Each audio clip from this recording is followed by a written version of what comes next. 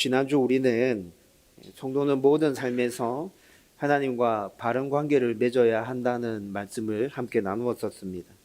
아이성을 점령하고 난 후에 여호수아는 신명기 27장에서 모세가 그에게 명령한 일들을 이행하고 있죠.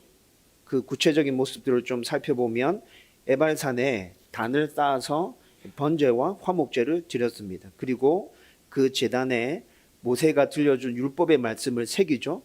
이것뿐만이 아니라 백성의 절반은 에발산에 세우고 또 절반은 그리심산에 세우고 그들에게 모세가 자기들에게 전수해 준 그 율법을 다시 선포하며 들려주기 시작합니다.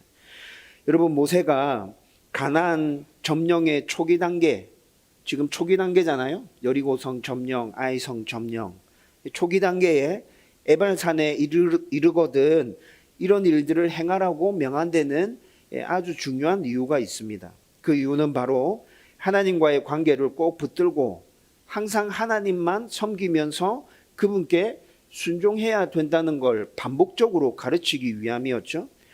여러분, 만약 이스라엘 백성들이 이것을 잊어버리고 가나안 땅에 들어가서 자기 마음대로 살면 어떻게 된다 그랬죠? 가나안 족속들과 마찬가지로 그들도 죄악 가운데서 망하게 될 겁니다.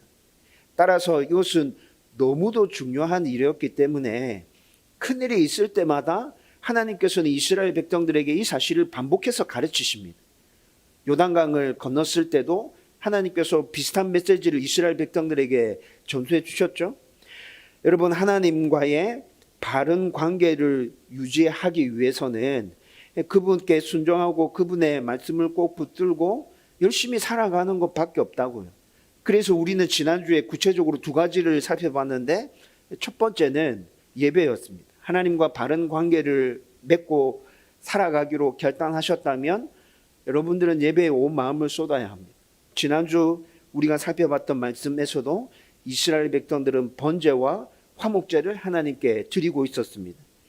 여러분, 에발산에서 드렸던 이 번제와 화목제는 출애굽기 20장에서 이스라엘 백성들이 시내산에서 하나님과 맺었던 그 언약을 다시 상기시켜주는 제사들이라고 말씀드렸죠. 여러분, 출애굽기 20장에서 시내산에서 이스라엘 백성들은 하나님과 아주 중요한 언약을 맺었습니다. 하나님은 나의 하나님이십니다. 나는 당신의 백성입니다. 여러분, 이 언약을 맺고 난 이후에 한순간도 이스라엘 백성들은 이 사실을 잊지 않고 살아왔단 말이에요.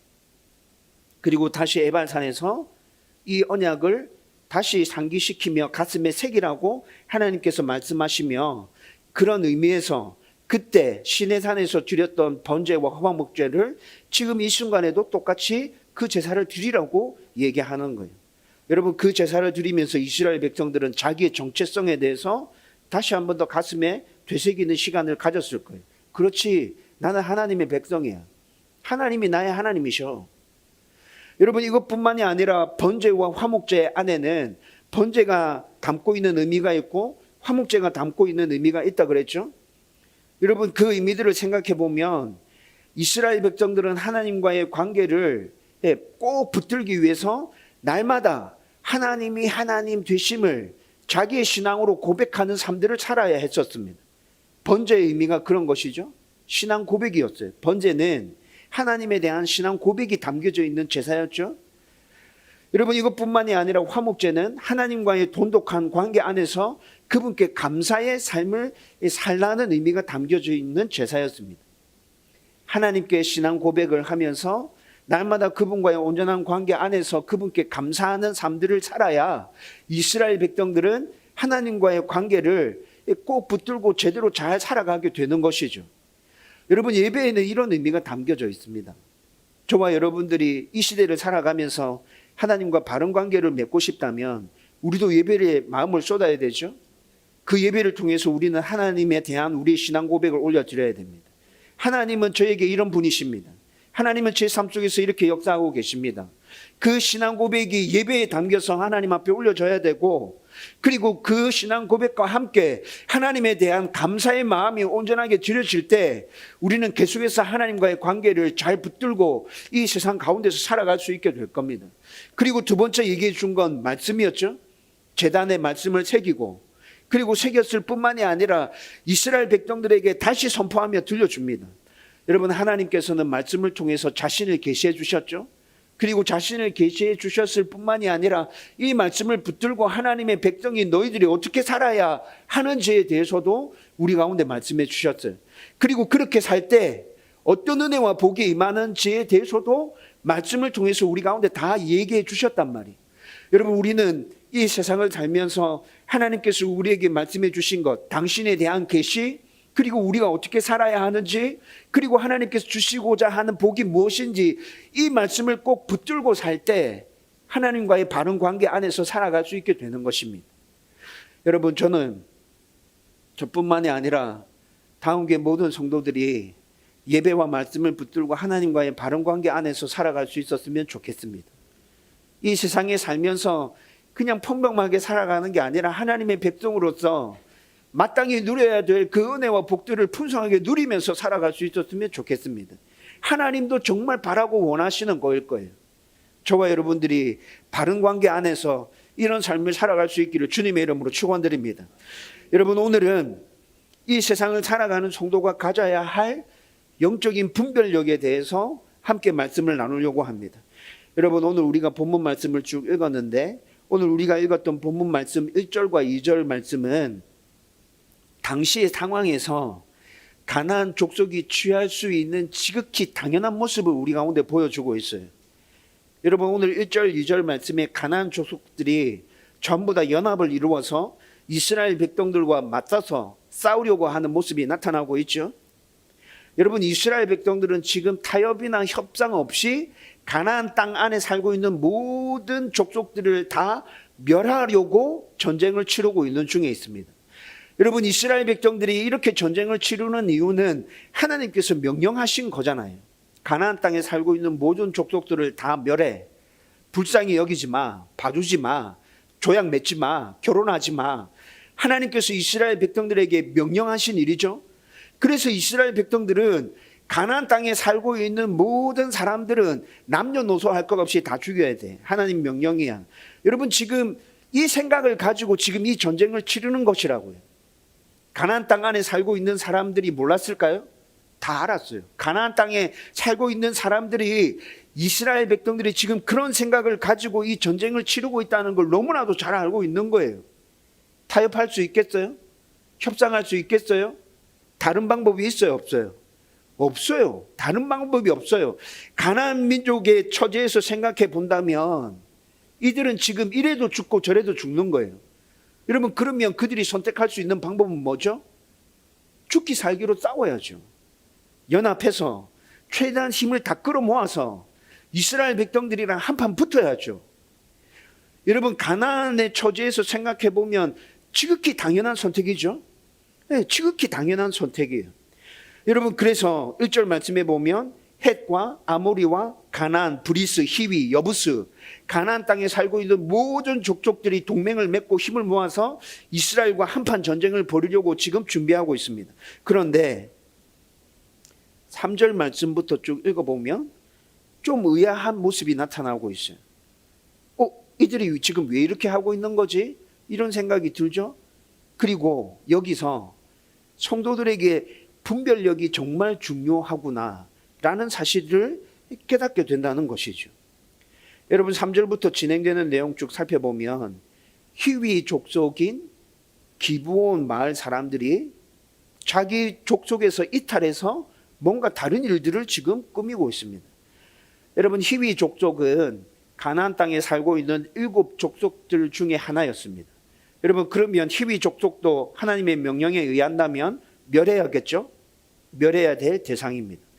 여러분, 그리고 이 히위 족속들이 가나안 땅 안에 여러 곳에 흩어져 살았는데 그 중에 기브온이라는 마을에 히위 족속들이 또 모여 살고 있었거든요. 근데 그렇게 히위 족속들이 이렇게 곳곳에 살고 있던 그들 중에 기브온에서 살고 있는 이 히위 족속들이 자기 족속에서 이탈해서 다른 생각 지금 하고 있는 거예요. 여러분, 이들의 생각은 살아남기 위해서 어떻게 해서든지 우리가 할 수 있는 모든 짓을 다 해봐야겠다. 여러분, 이런 생각들이죠. 여러분, 이들의 구체적인 전략들을 좀 살펴보면 속임수였지만, 거짓말이었지만 어떻게 해서든지 한번 살아남아 보자. 여러분, 이런 전략을 지금 펴고 있어요. 여러분, 그런데 히위 족속의 입장, 기브온 마을에 살고 있는 그들의 입장에서 또 생각 한번 해보십시오. 여러분, 이들이 이렇게 하고 있는 건 지극히 지혜로운 것이죠. 살기 위해서 지극히 지혜로운 선택을 한 것이에요. 여러분, 먼저 이들의 상황 판단 능력을 한번 살펴보면 현실적이면서 굉장히 탁월했어요. 기브온에 살고 있는 그 사람들이 현실을 바라보고 그 상황을 판단하는 능력 진짜 탁월했다고요. 하나님이 함께하는 이스라엘 백성들, 저들과 싸워서는 우리가 살아남을 수 있는 방법이 없구나. 이스라엘은 겁나지 않아. 그런데 여호수아 말씀을 계속해서 살펴보면서 말씀드렸잖아요. 가나안 족속이 지금 겁내하는 존재는 누구죠? 이스라엘 백성 자체입니까? 그들과 함께하고 있는 하나님. 그들과 함께하고 있는 하나님은 진짜 무서운 분이야. 저분과 맞서서는 우리가 어떻게 살아남을 수 있는 방법이 없어. 지금까지 여리고도 그랬고 아이성도 그랬고 그 전에 요단강 동쪽 편에 있었던 왕들도 그랬고 하나님과 맞서서는 살아날 수 있는 방법이 없어. 그러면 우리가 지금 어떻게 해야 되지? 여러분, 이런 현실을 직시하고 그 현실에서 비롯되어지는 사실과 관계된 부분들을 가지고 지금 이들은 고민하고 있는 거예요. 모든 가나안의 족속들이 이스라엘과 한판 붙자고 지금 힘을 모아서 동맹을 맺고 난린데 여기 우리가 발을 담궜다가는 우리도 살아남지 못해. 우리의 죽음을 더 빨리 자초할 뿐이야. 여러분, 이들의 판단은 이것이었어요. 그래서 이들이 어떻게 결정하죠? 이런 상황 판단을 근거로 해서 비굴하더라도 우리가 할 수 있는 최선의 방법을 다 동원해서 우리는 살아남아야겠어. 여러분, 이것이 기브온 마을에 있는 사람들의 상황 판단이었어요. 여러분들이 기브온 마을에 살고 있는 사람들이었다면 여러분 어떻게 선택했을 것 같아요?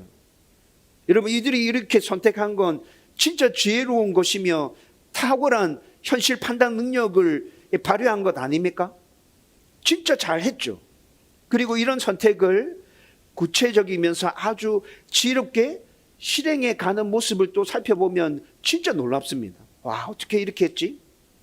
여러분, 이스라엘과 협상하기 위해서 지금 이들이 사신을 보내고 있죠? 사신을 보내는데 어떻게 보냅니까? 먼 나라에서 온 것처럼 변장시키고 꾸밉니다. 여러분, 오늘 우리가 읽었던 말씀에 보면 헤어진 전대가 나옵니다. 전대는 여행할 때 들고 다니는 자루 얘기합니다. 지금으로 얘기하면 여행용 캐리어 얘기하는 거죠. 그런데 이 여행용 캐리어가 어떻게 돼 있다고요? 헤어졌다고요. 예, 그리고 이것뿐만이 아니라 헤어지고 찢어진 포도주 부대도 준비합니다. 여러분, 이 포도주는 물을 대용하는 음료인데 이때 이 당시 팔레스타인 지역에 살고 있는 사람들은 포도주를 물 대용으로 음료로 마셨어요. 여러분, 물 안에 여기에 사는 사람들 마시는 물 안에 석회질이 많이 포함되어 있습니다. 이스라엘 땅을 한번 생각해 보세요. 예, 석회질이 많이 포함되어져 있는 물 조금 이해가 되죠? 그래서 그 석회질을 물 안에서 걸러낼 수 있는 방법이 포도주였어요. 포도주를 빚어서 어떻게 해보면 그 물 안에 있는 석회질이 좀 많이 빠지고 해소되어지고 마셔도 계속해서 마셔도 몸 안에 크게 문제가 생기지 않는 거라고. 그래서 이스라엘 백성들이 포도주를 즐겨 마시는 거거든요.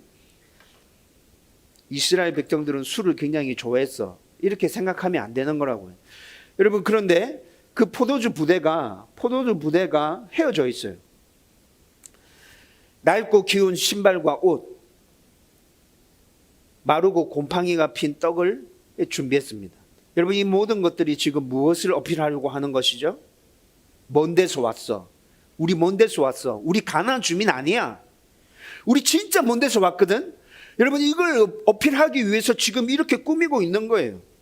이것뿐만이 아니라 또 먼 곳에서 협상하러 왔다는 것을 부각시키기 위해서 여러분, 이들이 지금 9절과 10절 말씀 읽어보면 출애굽해서 광야 생활했던 이야기 조금 언급합니다. 그리고 난 다음에 요단강 동쪽 편에 있던 왕들을 점령한 이야기를 조금 내비칩니다. 그리고 여리고성 정복과 아이성 정복의 이야기는 빼버려요. 얘기하지 않아요. 여러분, 여리고성 정복과 아이성 정복은 최근에 일어난 일이거든요. 이때 이 당시를 기준으로 생각해 보면 얼마 전에 여리고성 정복이 있었고 아이성 정복이 있었어요. 그런데 여리고와 아이성에 대한 이야기를 다 이야기해 버리면 얘들이 지금 이 근처에서 그 소문을 듣고 있었구나라는 걸 눈치챌 수 있겠죠. 그래서 9절과 10절 말씀에 보면 출애굽했던 사건과 광야에서 있었던 사건, 요단강 동쪽 편에서 있었던 사건만을 언급하면서 우리가 먼 나라에서 살면서 당신들에 대한 이런 얘기를 들었어요. 그런데 최근에 어떤 일이 있었는지는 우리는 몰라요. 지금 뭐 하는 거예요? 연기하고 있는 거예요. 여러분, 이 사람들이 우리가 살고 있는 이 시대의 배우였다면 진짜 연기를 잘한 거죠. 그렇죠? 진짜 연기를 잘했어요. 알고 있어요. 분명히 오늘 우리가 읽었던 3절 말씀에 보면 기브온에 살고 있는 사람들이 여리고와 아이성에 대한 이야기를 들었다고 얘기하고 있어요. 듣고 다 들었어요. 다 알고 있어요. 하나님이 그들 가운데 어떻게 역사하셨고 그들 가운데 어떤 일을 행하셨는지, 여리고가 어떻게 멸망했고 아이성이 어떻게 멸망했는지 다 듣고 알고 있단 말이에요. 그런데 모른 척하면서 이렇게 얘기하고 있어요. 자, 이렇게 꾸미고 왔어요. 변장하고 왔어요. 연기도 기똥차게 하고 있죠. 기똥차게 하고 있어요. 그러면서 협상하자고 지금 제의하고 있습니다. 오늘 8절 말씀에 보면 얘기해요. 협상하자고 제의하는데 근데 이 협상의 제안이 이상합니다. 협상의 제안이 뭐죠? 우리가 당신들의 종이 되겠습니다. 여러분, 이것이 이들이 제시하는 협상의 제안입니다. 여러분, 그런데 협상을 하자고 와놓고 우리가 당신들의 종이 되겠습니다라는 협상의 제안은 뭔가 이상하잖아요. 얘들이 왜 이렇게 팍 숙이고 지금 들어와가지고 이런 얘기를 하는 거지? 이 뭐 이상한데? 여러분, 이런 생각이 들죠?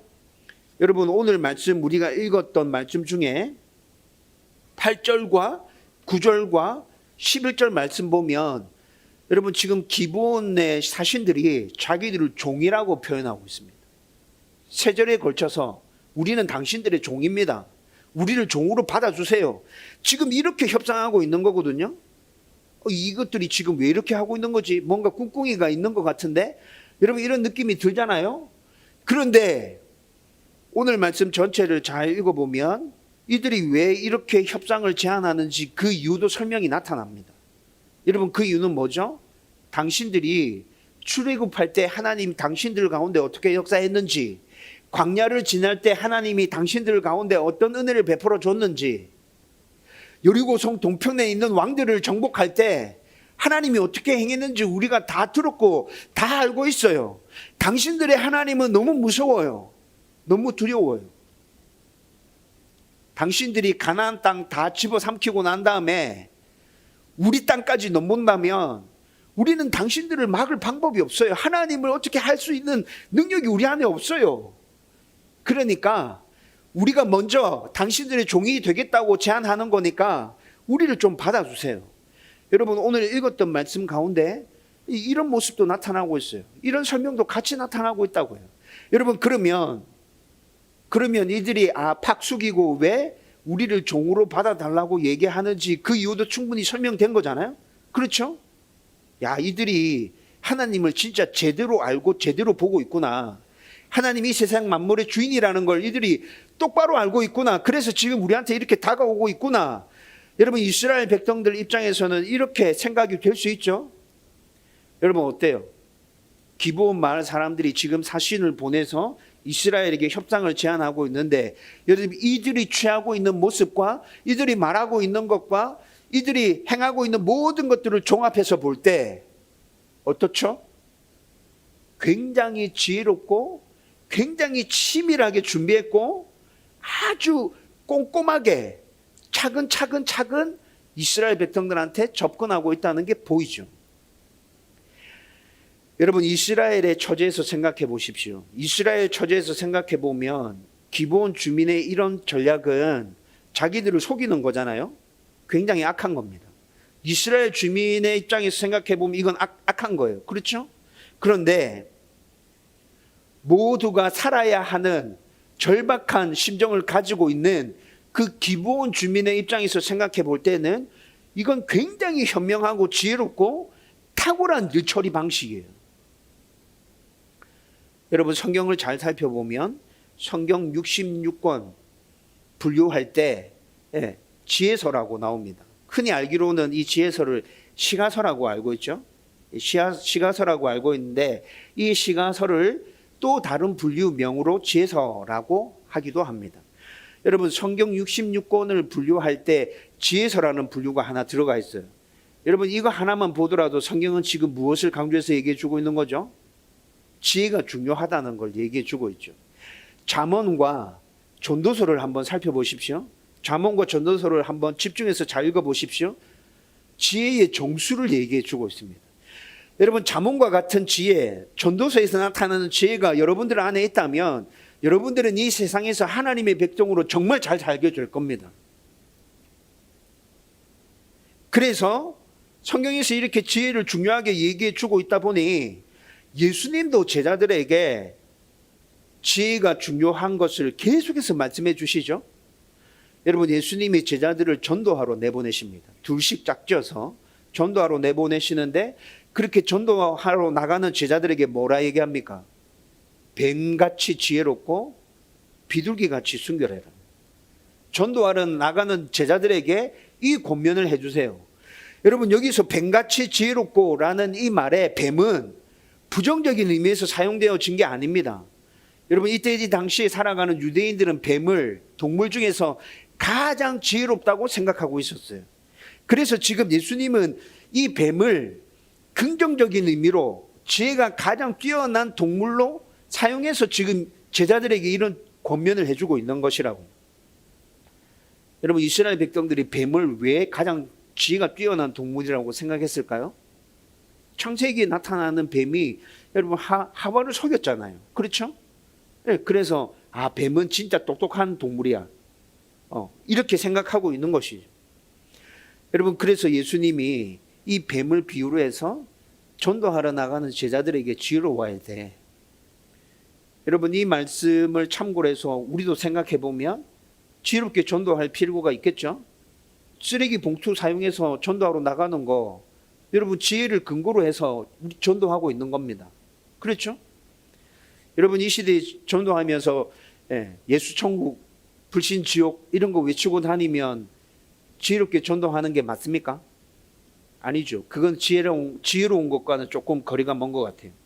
예수 천국, 불신 지옥 맞는데 지혜로운 것과는 좀 거리가 먼 것 같죠?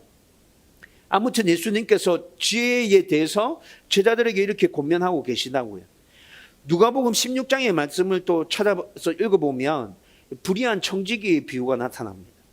여러분, 이 불의한 청지기는 16장 전체를 쭉 다 읽어보면 진짜 나쁜 종이 맞습니다. 주인의 것을 횡령하거든요. 그래서 주인이 그것을 알아차리고 이 청지기를 해고하죠. 해고합니다.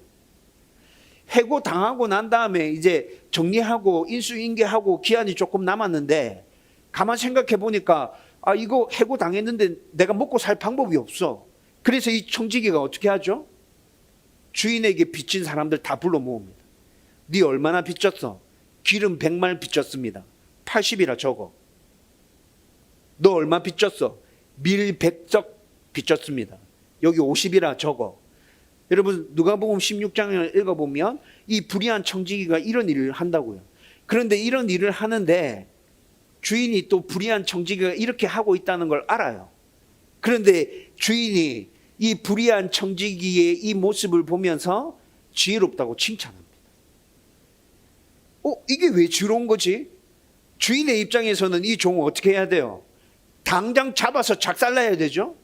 그런데 주인이 이 종이 지 앞날을, 지 살 길을 위해서 지금 지혜롭게 한 거야. 이렇게 얘기하고 있다고요. 여러분, 이 비유에서 우리가 초점을 맞추고 봐야 될 건 뭐예요? 지혜라는 거예요. 지혜. 지가 살기 위해서 어떻게 하고 있나? 여러분, 그런데 이렇게 성경에서 지혜 자체를 강조해서 우리에게 얘기해 주는 이야기들이 곳곳에 많이 등장하고 있는데 누가복음 16장에 있는 이 이야기를 그냥 지혜에 초점을 맞춰서 보는 게 아니라 불의한 청지기의 모습에 초점을 맞춰서 보면서 아, 이렇게 사는 게 이 세상에서 지혜롭게 사는 것이구나 라고 받아들이면 안 된다는 것이죠. 그래서 성도는 여러분 지혜로운 것과 더불어서 옳고 그름을 분별할 수 있는 능력이 반드시 있어야 된다는 거예요.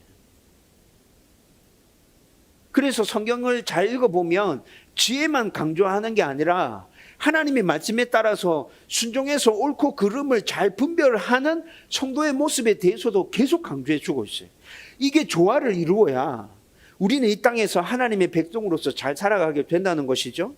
그런데 세상 사람들은 옳고 그름을 떠나서 그냥 지혜롭기만 하면 된다고 생각하는 사람들이 정말 많습니다. 바로 본문에 기브온 주민과 같이, 그리고 또 누가복음 16장에 불의한 청지기와 같이 그냥 이렇게 살아가면 돼 라고 생각하는 성도들이 정말 많다는 거죠. 내가 하는 일에 있어서 어떤 문제가 생기면 그냥 가벼운 처벌로 끝나는 정도? 그 정도 선에서 편법을 쓰고 상대를 속이고 타협을 하고 협박하고 이런 거 괜찮아. 그게 지혜지. 그렇게 살아야 이 세상 잘 살 수 있지. 곧대로 성경에 나오는 말씀대로 다 그렇게 살면 바본 멍청이지. 그렇게 해서 어떻게 이 세상을 살아간다고. 여러분 이렇게 생각하는 사람들 진짜 많지 않아요? 또 성도들 중에는 이런 사람도 있습니다. 성경에 나오는 여러 말씀들 중에 자기 마음에 드는 말씀만 골라서 이 말씀 뽑고 이 말씀 뽑아서 엮어서 자기의 생각을 하나님의 뜻으로 바꿔놓죠. 이거 지 생각이야. 근데 이거 하나님의 뜻으로 바꿔놔. 그리고 하나님의 뜻을 이루고 있다고 나는 지혜로운 선택을 했고 아주 지혜롭게 이 세상을 살아가고 있는 하나님의 백성이라고 얘기합니다. 여러분 우리 삶에서 지혜가 정말 중요한 거 맞습니다. 그런데 우리를 속이는 이런 지혜도 있습니다. 그래서 분별할 수 있어야 합니다. 그래서 분별할 수 있어야 된다고요. 여러분 일반적인 삶에서 분별에 대해 생각해 보면 욕심을 부리지 않고 이치에 맞게 제대로 된 생각을 하면 우리는 얼마든지 분별할 수 있습니다. 제가 늘 강조하면서 여러분들에게 얘기했죠. 욕심이 있으면 사리분별과 판단이 제대로 잘 되지 않아요. 그래서 여러분들 안에 있는 욕심부터 먼저 내려놔야 돼요. 욕심부터 먼저 내려놓고 이 일이 처음이 어떻게 됐고 끝이 어떻게 될까 이치에 맞게끔 생각해 보십시오. 그러면 이거 해야 되는지 말아야 되는지 금방 답 나옵니다. 이거 뭔가 잘못되어 있구나. 저 사람이 지금 나를 속이려고 하는 거구나. 보인다고요. 옳고 그른 일인지 나한테 유익한지 다른 사람들한테 유익한 일인지 이렇게 하고 있는 방법은 제대로 잘 선택한 방법인지 옳은 방법인지 이 일들이 진행되고 난 다음에 결과가 어떻게 나올지 그 결과가 모든 사람들에게 이로운 것인지 실패한다 하더라도 뭘 생각하라 그랬죠? 실패한다 하더라도 하나님께 영광이 되는 것인지 내가 이 일을 잘못했다, 실수했다, 실패했다 하더라도 하나님이 그 시도 자체를 기뻐하는 것이라면 여러분 이런 것들은 그냥 과감하게 선택하고 해야 되는 것이죠. 여러분들이 제대로 생각하고 제대로 판단해서 제대로 분별해서 그 일들을 하는 것이라면 하나님께서 도와주실 것입니다. 여러분 우리 일상생활에서 일어나는 모든 선택의 순간들을 이렇게 생각하면 된다고요. 여기다가 덧붙여서 좋은 친구, 좋은 선생님, 좋은 멘토 있어가지고 그들의 조언을 곁들일 수 있다면 여러분 우리는 진짜 우리의 모든 삶에서 완전 제대로 분별하면서 이 세상에서 살아갈 수 있다는 것이죠. 우리의 일반적인 삶 안에서는 이렇게 분별해서 가면 됩니다. 그런데 영적인 부분은 순리에 맞게 정상적으로 생각하고 조언을 구해서 그 조언을 듣고 그렇게 분별한다 하더라도 어려울 때가 있습니다. 영적인 부분에서는 그렇게 순리에 맞게끔 생각하고 판단해 가는데도 왜 어려울 수 있을까요? 사단이 개입하기 때문에 그렇죠. 여러분, 사단을 성경에서 뭐라 얘기하죠? 사단의 또 다른 별명, 거짓의 아비. 여러분, 사단의 또 다른 별명을 성경에서는 거짓의 아비라고 얘기하잖아요. 사단은 사기치는데 아주 탁월합니다. 거짓말하는데 아주 탁월합니다. 저와 여러분들을 충분히 속이고도 남습니다. 여러분, 영적인 부분에 있어서는 사단이 이렇게 개입해서 치고 들어오거든요. 그러니까 영적인 부분에 있어서 우리가 제대로 생각하고 순리에 맞게끔 이렇게 판단해 가고 분별해 한다 하더라도 어려울 때가 있다는 것이죠. 여러분, 오늘 말씀의 기본 주민의 모습을 살펴보면 이를 빨리 이해할 수 있습니다. 여러분, 이스라엘 백성들을 속이기 위한 그 변장들, 거짓말들, 상황에 대한 설명들, 여러분 이거 한번 생각해 보십시오. 여러분들이 이때 이 당시에 이스라엘 백성들이었다, 내가 여호수아였다, 기본 주민이 이렇게 와서 거짓말하는데 여러분들 안 속아 넘어갈 재간 있습니까? 여러분 7절 말씀 보면 이렇게 접근한 기본 주민들을 처음에 이스라엘 백성들도 의심합니다. 이 뭔가 수상한데, 냄새가 나는데. 8절 말씀에 보면 여호수아도 그들에게 누구이며 어디서 왔냐고 묻죠. 분명히 여호수아가 물었습니다. 너희들은 누구며 어디서 왔느냐 물었어요. 그런데 이들의 모습과 상황과 이들의 말들을 쭉 들어보면 크게 이상한 점을 찾지 못했다고요. 여러분, 여기서 좀 아쉬운 부분이 있어요. 제가 이 말씀을 쭉 읽다가 여러분, 이 기브온 주민들이 계속 먼 곳에서 왔다고만 계속 얘기하고 있거든요. 분명한 지명을 얘기하지 않아요. 제가 여호수아였다면 분명한 지명 어딘데, 먼 곳이 어딘데, 네 나라 이름 한번 대봐라, 이렇게 얘기해 봤으면 얼마나 좋았을까. 나라면 그렇게 했을 것 같은데 이런 생각이 좀 들기는 해요. 그런데 여러분, 여호수아는 그냥 이런 거 물어보지 않고 이렇게 먼 곳에서 왔다는 거냐 이렇게 믿고 받아들여 넘어가거든요. 이런 부분에 있어서는 조금 아쉬운 부분이 있긴 하지만, 근데 그 외에 다른 부분에 있어서는 이들의 허점을 발견할 수 없다고요. 그래서 여호수아와 이스라엘 백성들이 그냥 온전하게 속아 넘어가게 되는 거잖아요. 여러분, 이스라엘 백성이 기브온 주민들과 협정을 맺었습니다. 조약을 맺었습니다. 여러분, 그런데 계속 말씀드렸듯이 가나안 정복 전쟁은 누구의 전쟁입니까? 하나님의 전쟁입니다. 가나안 정복 전쟁은 하나님의 전쟁이었다고요. 여러분, 이런 상황에서 의심했잖아요. 7절에 이스라엘 백성들이 의심했죠. 8절에 보면 여호수아도 뭔가 이상하다는 느낌을 받았던 것 같아요. 여러분, 자기들의 전쟁이 아니라 하나님의 전쟁을 치르고 있는 중에 이런 느낌을 받았다면 정상적으로 일을 처리해야 한다면 어떻게 처리하는 게 맞죠? 하나님께 물었어야 됐죠. 하나님, 이거 맞습니까? 어떻게 해야 되죠? 14절을 보면 하나님의 전쟁임에도 불구하고 하나님께 묻지 않은, 그렇게 결정한 것에 대해서 책망하듯이 그들이 기도하지 않았다고 얘기하고 있습니다. 기도하지 않고 결정했어요. 조약을 맺었어요. 그렇게 조약 맺고 난 다음에 불과 3일이 지난 후에 자기들이 속았다는 걸 알았습니다. 여러분, 뒤에 말씀들 쭉 읽어보면 이렇게 기브온 주민과 조약 맺고 난 다음에 이스라엘 백성들은 가나안을 점령하기 위해서 계속 진군에 나가거든요. 그렇게 진군에 나가는데 기브온 마을에 도착했어요. 기브온의 마을에 도착해 보니까 3일 전에 만났던 사람 거기 있는 거야. 야, 우리가 속았구나. 야, 이 사람 3일 전에 왔던 그 사신들이 기브온 사람들이었구나. 여러분, 그때 비로소 알게 됐어요. 속았다는 걸 알았지만 하나님의 이름을 걸고 조약을 맺었기 때문에 이 조약을 뒤집지 못했어요. 여러분, 오늘 우리가 읽진 않았는데 9장 18절 말씀 보면 그렇게 나옵니다. 하나님의 이름으로 조약을 맺었기 때문에 이 조약을 어떻게 하지 못했다고 그렇게 나오죠. 우리가 생각할 때는 목사님 이거 무효인데요? 거짓말 했잖아요. 법으로 따지면 이거 무효잖아요. 여러분, 이렇게 세상법으로 따져보면 무효라는 게 받아들여져야 되는 거잖아요. 근데 여러분, 이때 이 당시에 이스라엘 백성들에게 있어서 거짓말해서 속아서 조약을 맺었다 할지라도 하나님의 이름을 걸고 맺은 조약에 대해서는 함부로 깨트릴 수가 없었어요. 여러분, 이 조약 때문에 문제가 생기는 사건이 나옵니다. 500여 년이 지나서 사울이 이스라엘의 왕 첫 번째 왕 사울이 기브온 주민을 학살하거든요. 이스라엘 백성들의 환심을 사기 위해서 기브온 주민과 맺은 조약 때문에 이때까지 이 사람들을 어떻게 못하고 있었어. 근데 그것을 이스라엘 백성들이 되게 불편하게 생각하고 있어요.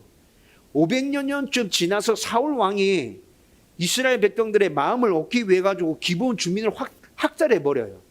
여러분, 그렇게 학살하고 난 이후에 다윗 시대 때 이스라엘 땅 안에 원인을 알 수 없는 흉년이 듭니다. 가뭄이 들어요.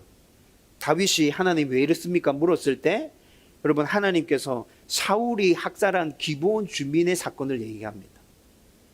500여 년이나 지났는데 여러분, 사무엘하 21장에서 이 사건이 문제가 되고 있다고요, 지금.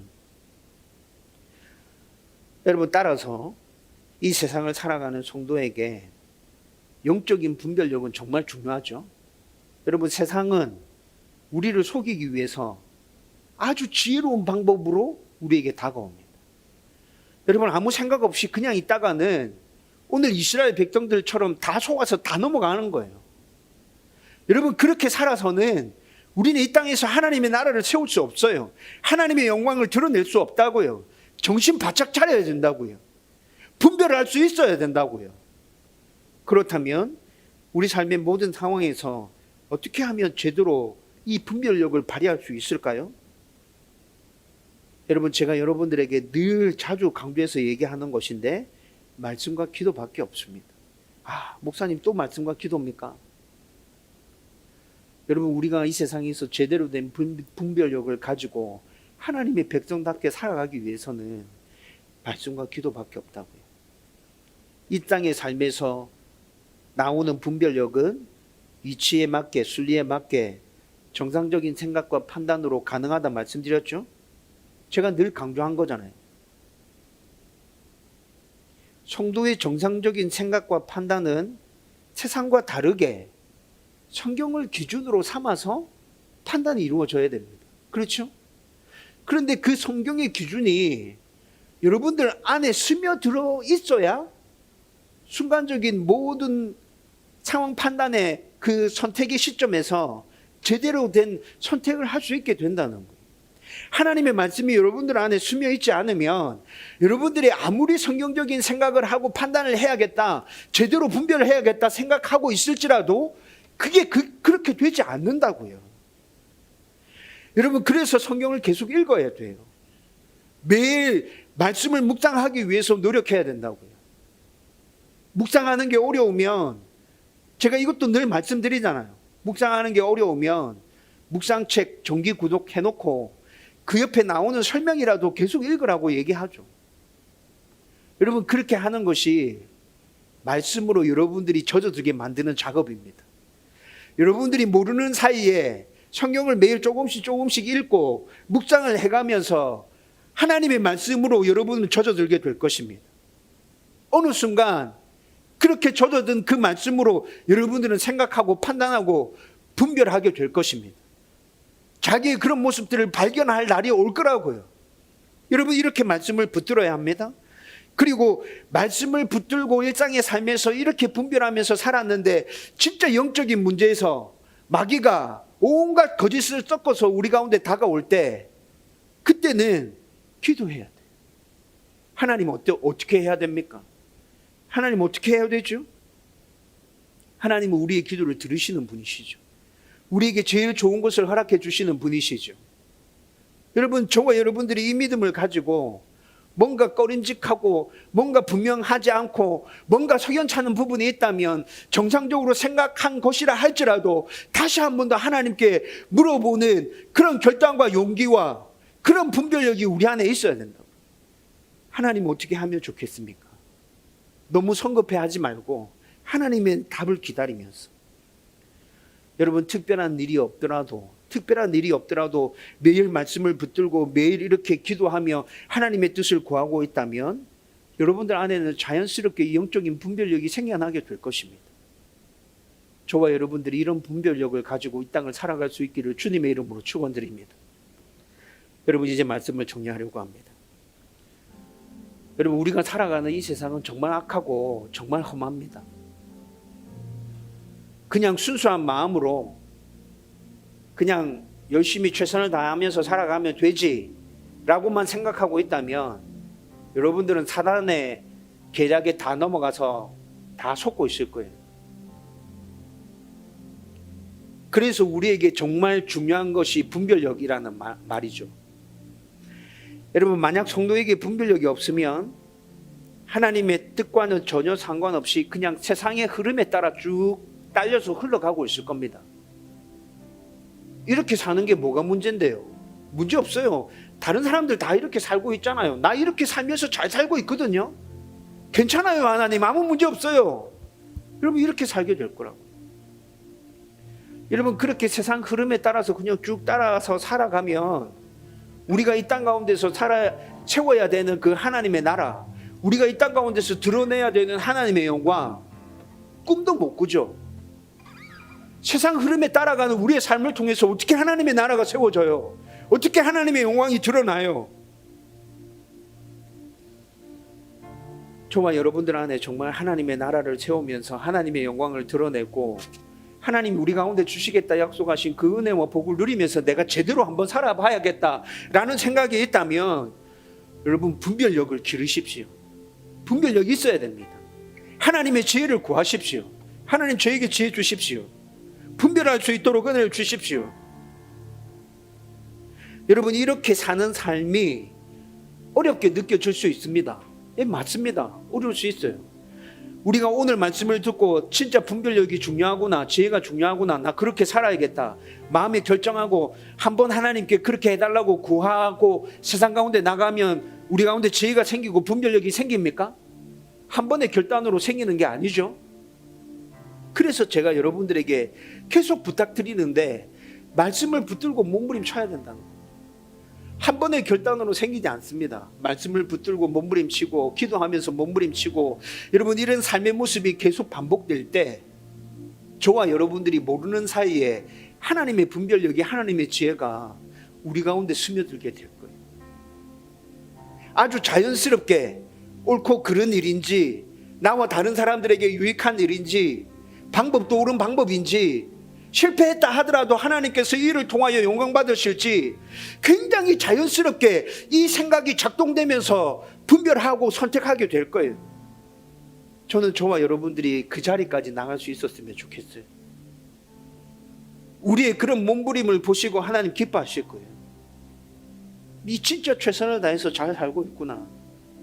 내가 너한테 진짜 고맙다. 니 때문에 내가 진짜 기쁘고 내가 영광 받고 있다. 하나님께서 우리 가운데 이렇게 얘기해 주실 거예요. 저와 여러분들에게 이런 은혜가 넘치기를 주님의 이름으로 축원드립니다.